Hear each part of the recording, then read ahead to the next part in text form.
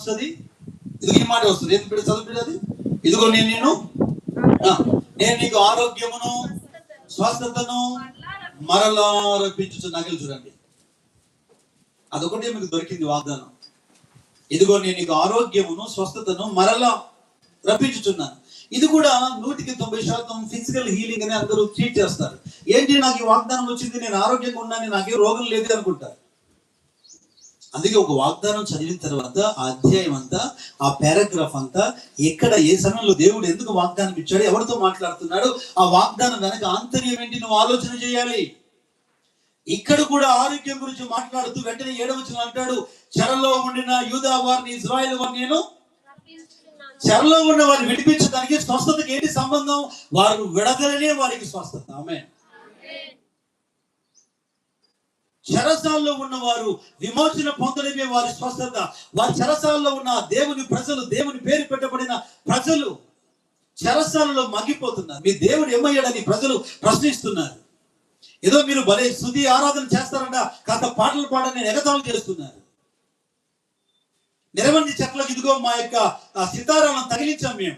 అన్య దేశంలో యెహోవా కీర్తన ఎట్లు పాడగలుగుతాం, మా హృదయాలు విలాపారాధనతో నింపబడ్డాయి. స్థితిగతులకు వ్యతిరేకంగా ఎలాగ స్తుతించగలుగుతాం? గాయాలతో ఉన్నాం మేము, చెరలో ఉన్నాం మేము, శత్రువు అధికారం కింద బానిసలుగా ఉన్నాం. ఈ స్థితిగతులను బాగు చేసేటువంటి స్వస్థత. ఆమె నేను మిమ్మల్ని 7వ వచనం 20:33 చెరలో ఉన్నటువంటి యూదా వారిని ఇజ్రాయేలు వారిని నేను రప్పించుచున్నాను, మొదట ఉండినట్లుగా పూర్వపు స్థితి. స్తోత్రం చెప్పండి, హల్లెలూయా. ప్రొఫెటిక్ గా వచ్చే ప్రతి మాటను మీరు వెంటనే తీసుకోవాలి. ఒకవేళ ప్రవచనాత్మకంగా వచ్చేటువంటి ఈ మాటకు మీలో సామర్థ్యాన్ని, మీలో భక్తిని, మీలో ఏదేదో వెతుకొద్దు. దాన్ని బట్టి కదా జరగడం. ఈ పూట నువ్వు విశ్వసిస్తే చాలు. ఆమేన్, హల్లెలూయా.